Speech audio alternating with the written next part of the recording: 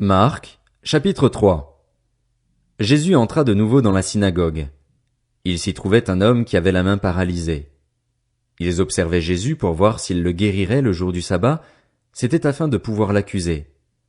Jésus dit à l'homme qui avait la main paralysée, « Lève-toi, là au milieu. » Puis il leur dit, « Est-il permis, le jour du sabbat, de faire du bien ou de faire du mal, de sauver une personne ou de la tuer ?» Mais ils gardèrent le silence.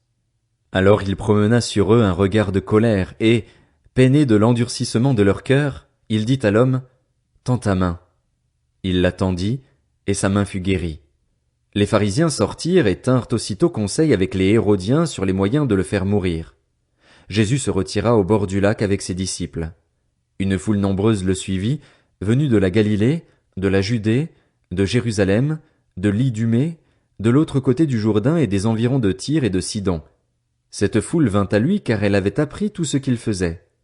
Il dit à ses disciples de tenir toujours à sa disposition une petite barque afin de ne pas être écrasé par la foule. En effet, comme il guérissait beaucoup de gens, tous ceux qui avaient des maladies se jetaient sur lui pour le toucher.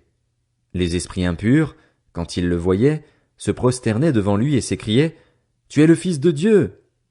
Mais il leur recommandait très sévèrement de ne pas le faire connaître. Il monta ensuite sur la montagne. Il appela ceux qu'il voulait, et ils vinrent vers lui. Il en établit 12, auxquels il donna le nom d'apôtres, pour qu'ils soient avec lui, et pour les envoyer prêcher avec le pouvoir de guérir les maladies et de chasser les démons. Voici les 12 qu'il établit. Simon, qu'il appela Pierre, Jacques, fils de Zébédée, et Jean, frère de Jacques, auquel il donna le nom de Boanerges, qui signifie fils du tonnerre. André, Philippe, Barthélemy, Matthieu, Thomas, Jacques, fils d'Alphée, Thaddée, Simon le Cananite, et Judas l'Iscariote, celui qui trahit Jésus. Ils se rendirent à la maison, et la foule se rassembla de nouveau, de sorte qu'ils ne pouvaient même pas prendre leur repas.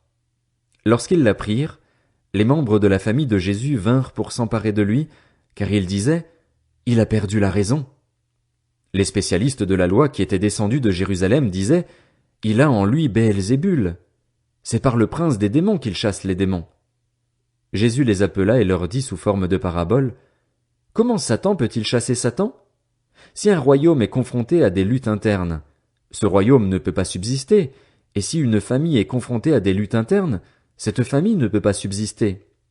Si donc Satan se dresse contre lui-même, s'il est divisé, il ne peut pas subsister, c'en est fini de lui. Personne ne peut entrer dans la maison d'un homme fort et piller ses biens sans avoir d'abord attaché cet homme fort.